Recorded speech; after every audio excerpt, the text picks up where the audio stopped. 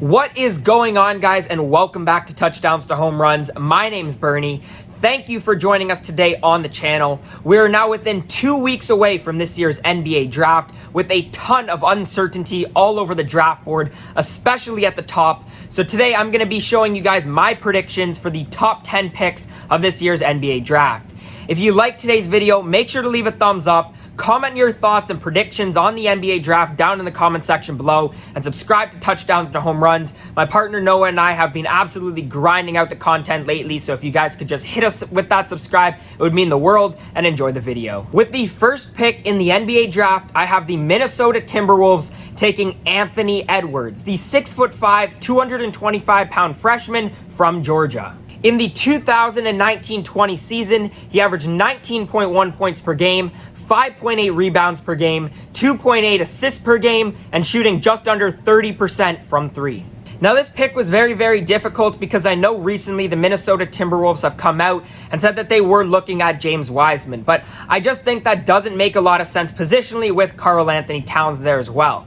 Reports have also come out recently saying that James Wiseman just isn't really interested in playing in Minnesota, so I think it would be a bit of a waste of a pick. If the Minnesota Timberwolves go down that guard route, which it looks like they will, LaMelo Ball is also another possible option for Minnesota. I think LaMelo Ball possibly has higher superstar potential, but I think that Anthony Edwards works better alongside D'Angelo Russell and Karl-Anthony Towns. Anthony Edwards is a player who has a good build. He can get to the rim and finish inside. He's good defensively, especially in terms of shot blocking. He has a decent shot from range and can also pass out of drives. With the second pick in the NBA draft, I have the Golden State Warriors taking Deni Avdija, the 6'9", 215-pound small forward from Israel who played last season for Maccabi Tel Aviv.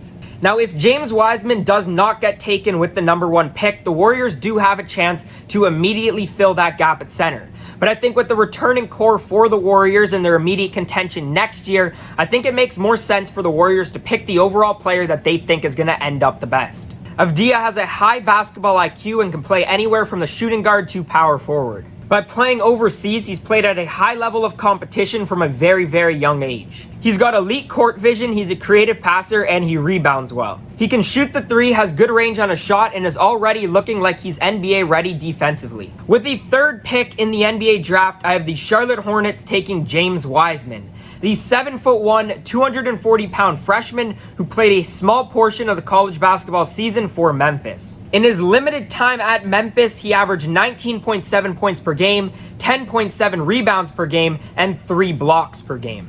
If James Wiseman falls all the way down to 3, the Charlotte Hornets will be absolutely ecstatic to be able to pick James Wiseman.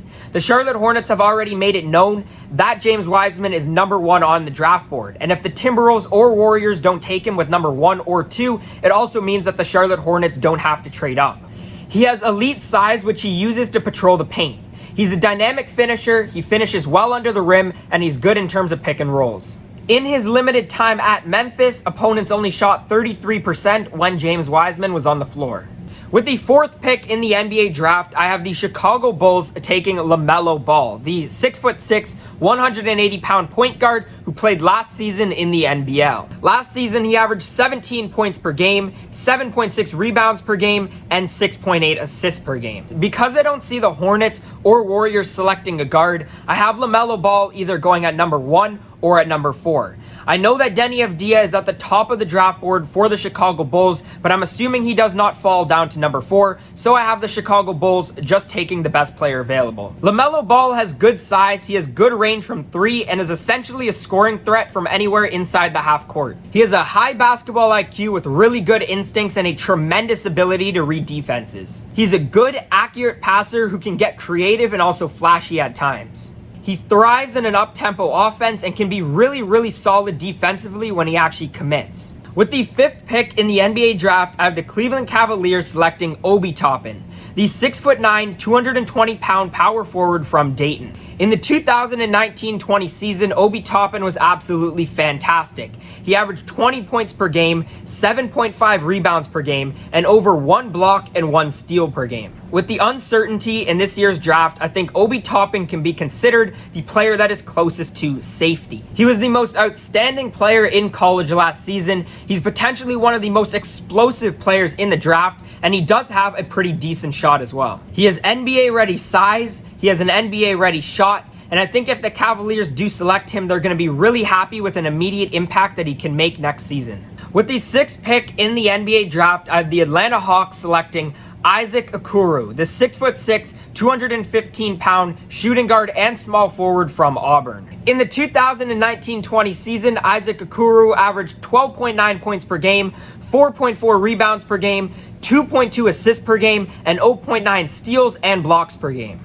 Yekah Kongwu is a very versatile wing and is possibly the best defender in this class. Although his jumper could use some work, his high energy, his defensive excellence, and his underrated passing abilities make him a very, very intriguing pick for a lot of general managers. With the 7th pick in the NBA draft, I have the Detroit Pistons selecting Yekah Kongwu, the 6'9", 235-pound power forward and center from USC. In the 2019-20 season, Akuru averaged 16.2 points per game, 8.6 rebounds, and 2.7 blocks. I think this would be a very, very fantastic pick for the Detroit Pistons. Kongwu appears to be a player who's NBA ready and ready to make an immediate impact for an NBA team. He's light on his feet, he can guard multiple positions, and he can even stay in front of guards.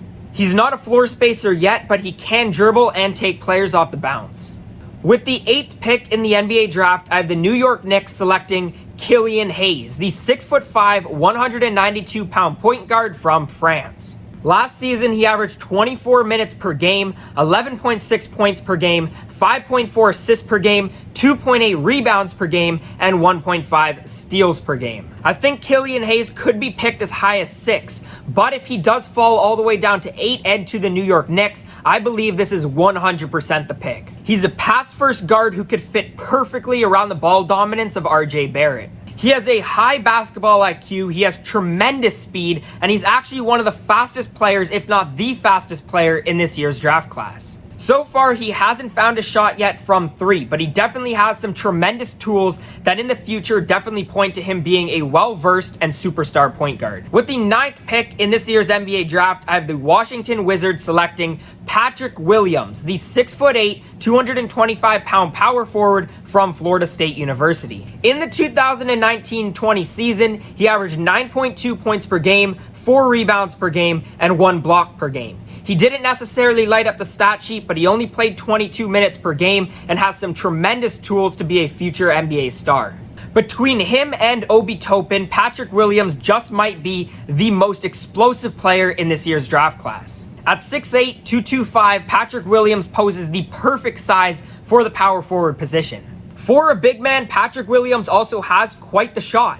He shot 32% last year from 3 and also 84% from the free throw line. With the 10th and final pick that we're going to be covering in this video, I have the Phoenix Suns selecting Tyrese Haliburton, the 6'5", 185-pound point guard from Iowa State. Tyrese Haliburton is one of my favorite players, if not my favorite player in this year's draft class, and for really good reason. Tyrese Haliburton is a tremendous all-around point guard, and it sucks that he ended his college career with an injury as he only played 22 games in the season last year. In those 22 games in 2019-20 though, Tyrese Haliburton was absolutely sensational. He averaged 15.2 points per game, 6.5 assists, 5.9 rebounds, and 2.5 steals. He's built like a wing player with his size, but he plays like a point guard. Because of his height, he was one of the best passers in college basketball. His long arms allowed him to hook passes and reach around defenders, and his height allowed him to see over top of defenders. He's very good from the three-point range as well. In his college career, he shot about 4 3-pointers per game and averaged about 43% from 3. Anyways, guys, that's it for today. If you did make it to this point in the video, thank you. I really appreciate it. Let me know your thoughts and your predictions on the top 10 down in the comment section below. Let me know what you'd keep the same and what you change. If you like this video, make sure to leave a thumbs up and subscribe to Touchdowns to Home Runs for more content like this leading up to the NBA draft. And we'll also be covering the NBA draft on draft day. Also, if you haven't already checked out our podcast, you can type Touchdowns to Home Runs. We're available on Podbean, on Apple Podcasts, and on Spotify. Some really good episodes, and if you like sports, make sure to definitely check those out. Anyways, guys, thank you so much for watching today's video, and we'll see you guys next time.